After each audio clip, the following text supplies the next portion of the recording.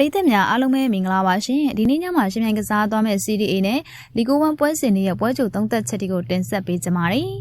လက်ချီနဲ့ဒိုရီနိုတန်းစင်ဆောင်ကလျက်ကလက်ချီကဒီဟာတီ CDA မှာဒုတိယသွင်းကိုအနည်းဆုံးအသက်မှာဒိုရီနိုကလည်းနောက်ဆုံးအဝေးကွန်းနှစ်ပွဲဆက်ကိုမရှိသေးရည်တွေကြီးကန်ထားပါတယ်သူတို့ကြားကနောက်ဆုံးတွေ့ဆုံမှု9ပွဲစလုံးမှာလည်းကိုမများခဲ့ပါဘူးနော်ကိုပေါင်းစီနှလုံး15ပြတ်အစရှိသလို6နဲ့မဲ့ပွဲပါရှင်ပီဆာနဲ့အင်တာမီလန်တန်တက်ဆိုပေမဲ့ပီဆာကအသင်းကြီးတွေကိုအခက်တွေ့စေနိုင်ပါတယ်။နာပိုလီကွမ်းမှာ3-2နဲ့ကတ်ရှုံခဲ့သလို AC ကို2-0စီတည်ကန်နိုင်ခဲ့ပါတယ်။ဒါကြောင့်နောက်ဆုံးအဝေးကွန်းပွဲတွေမှာဂိုးပေးနေရတဲ့အင်တာအတွက်ထင်သလောက်တော့မလွယ်ကူပါဘူး။အင်တာ2ဂိုးပြတ်တာမျှော်နေမဲ့အစားဂိုးပေါ်ကပို့ပြီးတော့ကောင်းပါတယ်။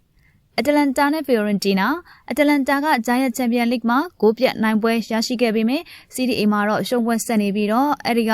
နောက်ဆုံး2ပွဲမှာ6ဂိုးတောင်ပေးခဲ့ရပါတယ်ရှင်တန်စင်စုံကဖီယိုရန်တီနာကလည်းအစွမ်းကုန်ယုံနေပြီးတော့ပြီးခဲ့တဲ့အပတ်ကဂျူဘင်တက်ကိုတည်ကန်ထားတာပါအတလန်တာကွင်းကနောက်ဆုံးတွေးဆုံ6ချိန်မှာလည်း9ချိန်ကအပြန်အလှန်သွင်းကိုရှိခဲ့ပါတယ်ဂိုးပေါင်းစီ3လုံးပြား90အစားပေါက်တဲ့ဒီပွဲမှာဂိုးပေါ်ကသာပို့ပြီးတော့စိတ်ချရမှာပါ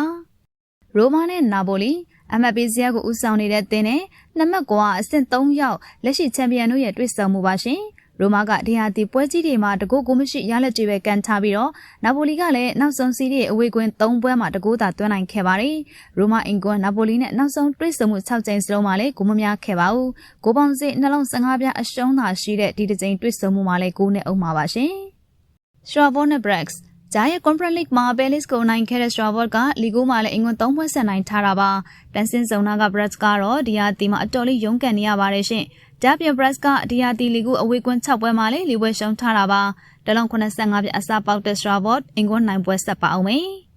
Angus Netherlandsဇေယျအောက်ပိုင်းက Angus က2ပွဲဆက်နိုင်ထားပေမဲ့ဇေယျအောက်ဆုံးကအောက်ဈေးနဲ့အဆင့်မကွာတဲ့ Toulouse တို့ကိုနိုင်ခဲ့ပါတယ်။နောက်ဆုံးလီဂူ9ပွဲမှာ6ပွဲအနိုင်ကြောင့် Lens ကတော့အဆင့်3နေရာရပ်တည်နေနိုင်ပါတယ်။ဒါပြန် Lens က Angus နဲ့နောက်ဆုံးတွေ့ဆုံမှု9ပွဲစလုံးကိုလည်းနိုင်ထားတာပါနော်။တလုံးပြား60အစားပေါက်တဲ့ Lens 9ပွဲဆက်ပါအောင်မယ်ရှင်။ Lehavre နဲ့ Lilyဇေယျအောက်ပိုင်းကဆိုပေမဲ့လီဟာဗရီကနောက်ဆုံးလီဂူ9ပွဲမှာဇေယျထိတ်2သင်းဖြစ်တဲ့ PSG မာစီရိုနဲ့အဝေးကွန်း2ပွဲကိုရှုံးခဲ့ပါတယ်။အင်္ဂွန်မှာဆိုနောက်ဆုံး9ပွဲဆက်မရှုံးထားပါဘူး။ဥရောပပွဲကန်ထားရတဲ့လိုင်လီကတော့အဝေးကွန်းချင်မမှန်တယ်လို့လက်ရှိမှာလည်းအဝေးကွန်းရှုံးပွဲဆက်နေပါတယ်။လိုင်လီတလုံး85ပြအစားဆိုပေမဲ့အင်ရှင်နဲ့ပဲစွန့်စားကြပါတယ်။ Lorient နဲ့ Niceတန်းစင်စုံကလို့ဖို့အစွမ်းကုန်ယုံနေတဲ့ Lorient ကနောက်ဆုံးအင်ကွန်လေးပွဲဆက်မရှုံးခဲ့ပဲအဲ့ဒီကျမ်းမှာ PSG လိုအသင်းနဲ့တည်ရကြခဲ့တဲ့ပွဲလဲပေါဝင်ပါတယ်ပြန်ပွဲဆုံ9ပွဲဆက်အရှုံးတဲ့ Nice ကတော့အဆိုးဆုံးအခြေအနေတွေကိုရောက်နေတာပါဒါပြင် Nice ကဒီတရားတီလုံးမှာလဲအဝေးကွန်းတပွဲသာနိုင်သေးပါတယ်အမှတ်အသေးတန်လိုနေတဲ့ Inshin နဲ့ပဲတည်ရ30ယဉ်ကြည်ပါမယ် Lawrence နဲ့ Nantesအဆင့်9နေရာကလာရင်ဟာဂျာရဲ့ Europa League မှာဂိုးတာဇင်ဝက်နိုင်ပွဲရခဲ့တာပါဒီဟာဒီလီဂူကအင်္ဂွန်6ပွဲမှာလည်းလာရင်4ပွဲနိုင်ထားပါတယ်တန်းစင်ဆောင်ကလျက်က Nantes ကတော့လက်ရှိမှာရလက်ပိုင်းရုန်းကန်နေရတဲ့အသင်းဖြစ်ပါတယ်ရှင်တလုံးပြား40အရှုံးပေါက်တဲ့ Lyon 2ဂိုးပြတ်သွားနိုင်ပါတယ်